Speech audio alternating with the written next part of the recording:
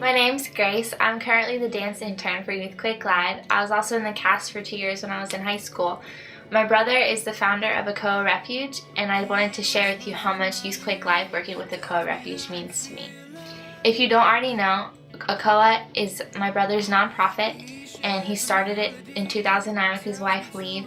They have an orphanage and a Bible school in Uganda with a home church with 20 branch churches. They just moved there 2 months ago to be full-time missionaries. They have about 60 orphans living with them right now, and it's a great ministry because they're rescuing and taking in these kids and restoring their lives through Jesus. The fact that Youthquake is willing to support them with this 1040 show means so much to me because my heart lives in Uganda and my heart is with the children there.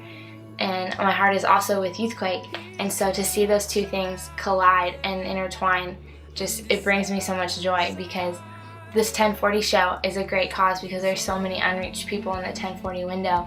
I went to Uganda for the first time in 2010. It was crazy because I got a reality check as to what was important and what was not important and the bubble that I've been living in. We went to the hospital to do ministry one Sunday afternoon, and it was breaking my heart because everywhere I looked there was hurting, sick children laying on the floor because there weren't enough beds. And I noticed that my brother and his wife were over in the corner, and there was like some commotion going on, and I walked over there and they were holding a baby boy who was like a skeleton. He was literally skin and bone, and I lost it. I didn't even hear the story because I was just sobbing.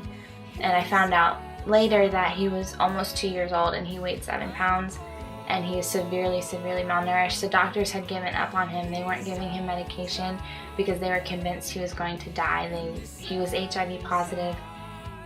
His name was Lubega James, and we decided that we needed to bring him home. When we brought Lubega back to the orphanage, he was with his older sister Betty.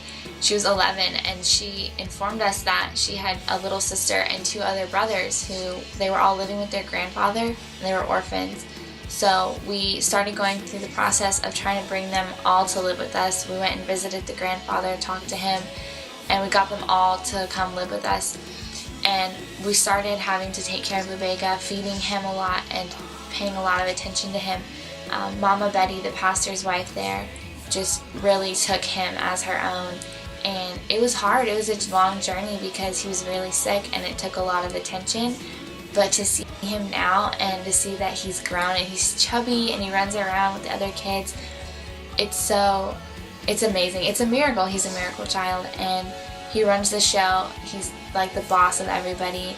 And it just, having seen that, it makes the donations that Youthquake gives to Akoa real. And when you come and give money, you're not just throwing your money at Youthquake. They're doing something real with it, and they're going to make a difference, and you're going to make a difference. Lord, you have heard the desire of the humble. You will strengthen their hearts. You will listen carefully, doing justice for the fatherless and the oppressed, so that men of the earth may terrify them no more. I'm no slave to sin, and I'm a slave